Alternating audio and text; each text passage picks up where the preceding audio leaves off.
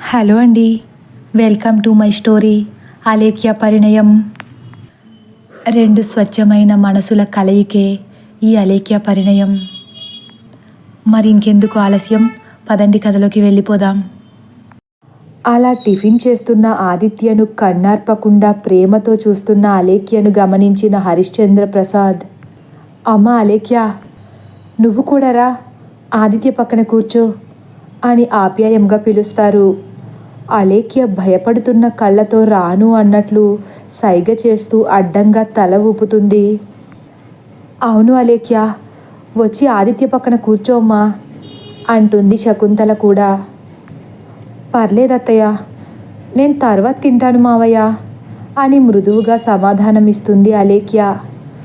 పర్లేదు రా తల్లి అని మళ్ళీ హరిశ్చంద్ర ప్రసాద్ పిలిచేసరికి ఆదిత్య పక్కన కూర్చోవాలన్న ఆశ కలిగి 2 అడుగులు ముందుకు వేస్తుంది.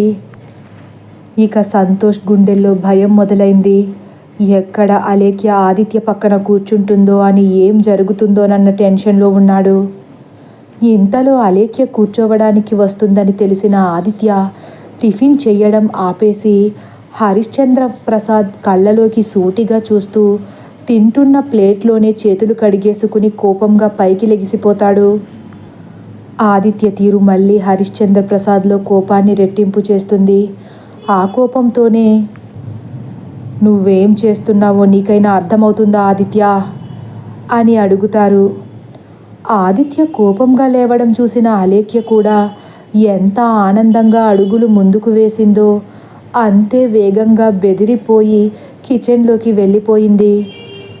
హరిశ్చంద్ర ప్రసాద్ అలా అడిగేసరికి ఆదిత్య కూడా మొదటిసారి తండ్రి వైపు చాలా కోపంగా చూస్తూ, నాన్న, నేను ఈ విషయంలో చాలా క్లియర్గా ఉన్నాను.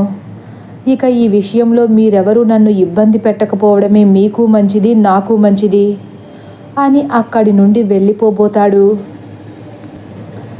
ఈ నాన్నకే మంచి చెడులు చెప్పేంత ఎదిగిపోయావా అని ఆయన కూడా తినే టిఫిన్ మానేసి పైకి లెగిసిపోతారు. మరేం చేయమంటారు నాన్న? మీ కొడుకు మనసు తెలుసుకోకుండా మీ ఆనందం కోసం ఆ మనిషికిచ్చి నన్ను పెళ్లి చేశారు అని ఇంకాస్త ముందుకు వెళ్ళిపోతాడు. ఆదిత్య నోటి వెంట ఆ మాట రాగానే మళ్ళీ అలేఖ్య కళ్ళలో ఒక్కసారిగా నీళ్లు తిరుగుతాయి. కానీ ఏం చెయ్యాలో అర్థం కాక కిచెన్లో ఉండి ఆదిత్య మాటలు వింటుంది. శకుంతల కూడా ఆదిత్య తీరుకు విసిగిపోయి, ఏంటి ఆదిత్య, కొత్తగా నాన్నగారికి ఎదురు చెబుతున్నావు? ఊరుకుంటున్నామనుకుంటున్నావా? అలేఖ్యను నీకిచ్చి ఏ పరిస్థితుల్లో పెళ్లి చేశామో మర్చిపోయినట్లున్నావు అంటుంది. అమ్మా, ఆ మహాతల్లి ఈ ఇంట్లో ఎలా అడుగుపెట్టిందో నాకు తెలుసు. నువ్వు ఇంకా దాచే ప్రయత్నం చెయ్యకు. ఆ దరిద్రాన్ని మీరు నెత్తికెక్కించుకున్నది చాలు. నా నెత్తి మీద కూడా పెట్టే ప్రయత్నం చెయ్యకండి అంటూ బయటకు అడుగేయబోతాడు. ఆ మాటలు విన్న అలేఖ్య ఇక తట్టుకోలేక వస్తున్న కన్నిటిని ఎవరికంటా పడనివ్వకుండా నెమ్మదిగా తన రూంలోకి వెళ్ళి డోర్ వేసేసుకుంటుంది. అలా వెళ్తున్న ఆదిత్యతో శకుంతల, మాట్లాడుతుంటే వెళ్ళిపోతున్నావేంటి ఆదిత్య అని అరిచినా పట్టించుకోకుండా ఆఫీస్కి వెళ్ళిపోతాడు. శకుంతలకు ఏం చెయ్యాలో అర్థం కాక హరిశ్చంద్ర ప్రసాద్తో ఇలా అంటుంది, ఏంటండి వీడు ఇలా ప్రవర్తిస్తున్నాడు అని బాధపడుతుంది. అప్పుడు హరిశ్చంద్ర ప్రసాద్ ఇలా అంటారు, శకుంతల, మనం చేసిన తప్పేంటో తెలుసా? ఈ మూర్ఖుణ్ణి రక్షించుకోవడం కోసం ఆ అమాయకురాలి జీవితాన్ని బలి చేశాము. ఇప్పుడు పరిష్కారం లేని ఈ సమస్యను ఎలా ఎదుర్కోవాలో కూడా నాకు అర్థం కావట్లేదు అని విచారంగా అంటూ హాల్లో సోఫాలోనే కూర్చుండిపోతారు. ఏమోనండి, నాకు అదే భయమేస్తుంది. అలేఖ్యపై ఎందుకంత కోపాన్ని చూపిస్తున్నాడో కూడా అర్థం కావట్లేదు అని తల పట్టుకుంటుంది. మనం మోసం చేసి పెళ్లి చేశామని తెలిసిపోయిందంటావా? అనుమానంగా చూస్తారు హరిశ్చంద్ర ప్రసాద్. శకుంతల గుండెల్లో కూడా అలజడి మొదలైంది. హరిశ్చంద్ర ప్రసాద్ వైపు ఆశ్చర్యంగా చూస్తూ, అసలు ఎవరు చెప్తారు, అయినా ఎందుకు చెప్తారు అని ఆలోచిస్తూ సంతోష్ వైపు చూసి, సంతోష్, ఆదిత్యకు నిజం తెలియలేదు కదా అని తీక్షణంగా అడుగుతుంది. సంతోష్లో భయం మొదలైంది. తీగలాగితే డొంక ఎక్కడ కదులుతుందో అని కంగారు పడి, ఏమో ఆంటీ, నాకేం తెలుసు, అయినా ఎవరు చెప్తారు? ఒకటి, వాడైనా మనం మాట్లాడుకున్నప్పుడు వినుండాలి, లేకపోతే సాక్షినే తలుచుకుంటూ అలా బాధపడుతూ ఉన్న టైంలో అలేఖ్య తన జీవితంలో అనుకోకుండా అడుగుపెట్టిందన్న కోపమైనా అయ్యుండాలి అని చక్కగా సర్ది చెప్పేస్తాడు. వెంటనే హరిశ్చంద్ర ప్రసాద్, సంతోష్, నువ్వు కూడా ఆఫీస్కి వెళ్ళి ఆదిత్యకు నిజం తెలిసిపోయిందా, ఒకవేళ తెలిస్తే ఏ విధంగా తెలిసిందో కనుక్కుని మాకు చెప్పు, ఆ తర్వాత ఏం చేయాలో ఆలోచిద్దాం అని దొంగ చేతులకి తాళాలు ఇచ్చినట్లు సంతోష్కి ఈ పని అప్పచెబుతారు. సంతోష్ ఏమీ ఎరగనట్లు, సరే అంకుల్, ఇప్పుడే వెళ్ళి కనుక్కుంటాను అని ఆఫీస్కి బయలుదేరతాడు. వెంటనే హరిశ్చంద్ర ప్రసాద్, శకుంతల, వీడి మాటలు మనకే ఇంత బాధగా ఉంటే పాపం అలేఖ్య ఎంత బాధపడి ఉందో, వెళ్ళి ఓదార్చిరా అంటూ ఏం చెయ్యాలో అర్థం కాని స్థితిలో ఉండిపోతారు హరిశ్చంద్ర ప్రసాద్. శకుంతల గబగబా పైకి వెళ్ళి డోర్ కొడుతూ, అలేఖ్య, అలేఖ్య అని నెమ్మదిగా పిలుస్తుంది. లోపల అలేఖ్య మంచంపై పడుకుని ఆదిత్య తనను దరిద్రం అన్న మాటలు తలుచుకుని వెక్కి వెక్కి ఏడుస్తుంది. అలేఖ్య పుట్టి పెరిగాక ఇంతలా మాటలు పడడం ఇదే మొదటిసారి.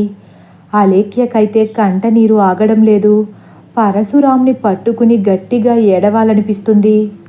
ఇంతలో శకుంతల పిలుపు వినిపిస్తుంది. వెంటనే కళ్ళు తుడుచుకుని నవ్వుతూ తలుపు తీస్తుంది. రెండత్తయ్య అంటుంది. అలేఖ్య మాట మామూలుగా ఉన్నా అలేఖ్య ఎంత ఏడ్చిందో అలేఖ్య ముఖం చూస్తేనే అర్థమైపోయింది శకుంతలకు. పిచ్చిపిల్ల, ఒంటరిగా కూర్చుని ఏడుస్తున్నావా? నువ్వు ఒంటరిదానివి కాదమ్మా, నీకు మేమున్నాము. నువ్వు ఇలా బాధపడితే మేము చేసిన పొరపాటుకు మమ్మల్ని అనుక్షణం దహించి వేస్తుందమ్మా. కాస్త ఓపిక పట్టు అలేఖ్య, ఆ దేవుడు ఆదిత్యను తప్పనిసరిగా మారుస్తాడు అని ఓదారుస్తుంది. అలాగే అత్తయ్య, అయినా కష్టాలైనా సుఖాలైనా కల ఎప్పుడూ ఉండిపోవుగా. ఇన్నాళ్ళు సుఖపడ్డాను, ఇప్పుడు కష్టపడాల్సిన సమయం వచ్చిందేమో. ఆయనలో మార్పు వచ్చే వరకు ఎంత కష్టాన్నైనా ఓర్చుకుంటాను. ఆ తర్వాత నేను ఆయన సుఖంగా ఉంటాము అంటుంది అలేఖ్య కళ్ళ నీళ్లు తుడుచుకుంటూ. శకుంతల కళ్ళలో నీళ్లు తిరిగేస్తాయి.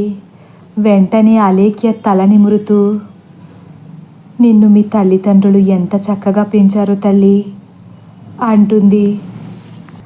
అలా అలేఖ్య కూడా శకుంతల ఓదార్చిన వెంటనే ఆదిత్య మీద ఉన్న ప్రేమతో ఆదిత్య అన్న మాటలను వెంటనే మర్చిపోతుంది.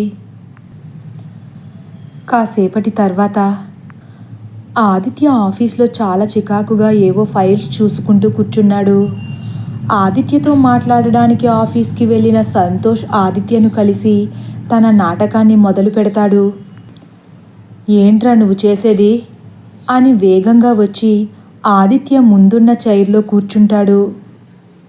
ఇప్పుడేం జరిగింది అంటాడు ఆదిత్య కూడా కోపంగానే.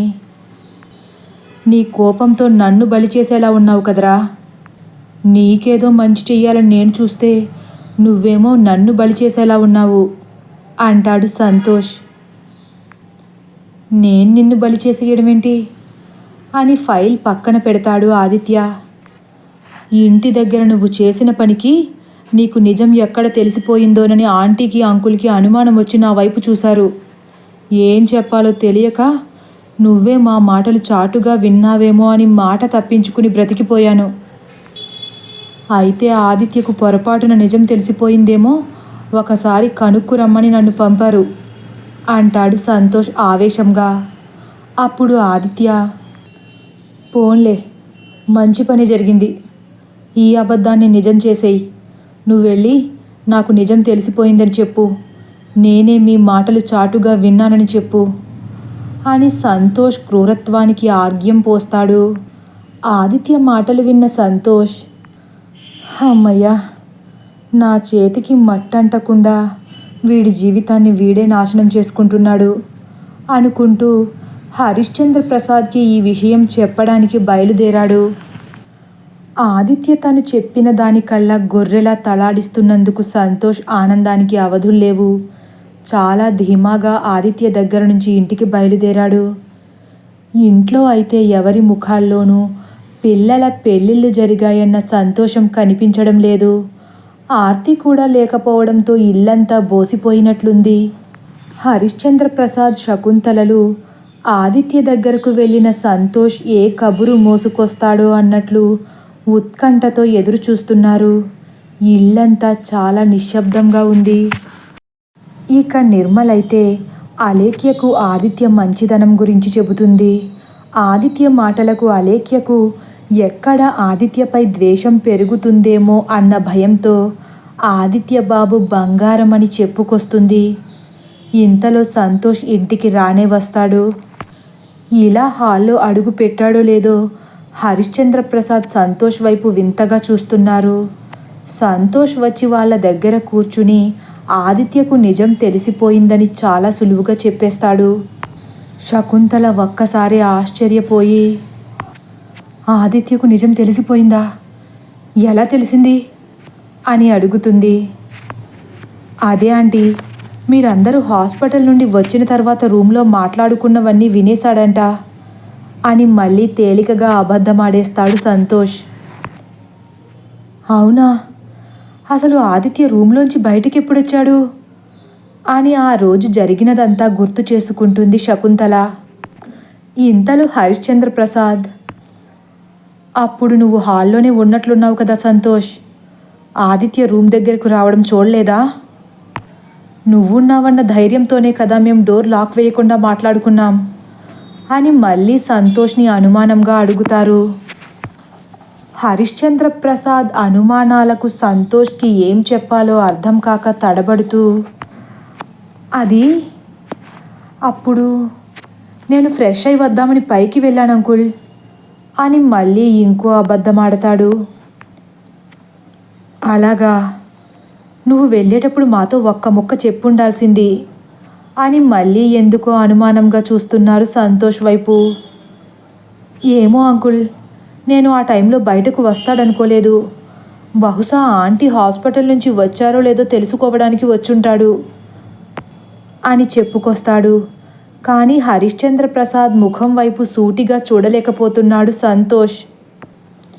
సర్లే, ఏదైతేనేం, ఏ నిజమైతే జీవితంలో వాడికి తెలియకుండా దాయాలనుకున్నామో అది పట్టుమని 10 రోజులు కూడా దాయలేకపోయాం. అందుకే నిజం నిప్పులాంటిదంటారు అని ఆగిపోయి మౌనంగా ఉండిపోతారు హరిశ్చంద్ర ప్రసాద్. అవునండి, బయటపడుతుందని తెలుసు, కానీ ఇంత తొందరగా బయటపడుతుందని అస్సలు ఊహించలేదు. ఇప్పుడు అలేఖ్య పరిస్థితి ఏంటో అర్థం కావట్లేదు విచారంగా చూస్తుంది శకుంతల.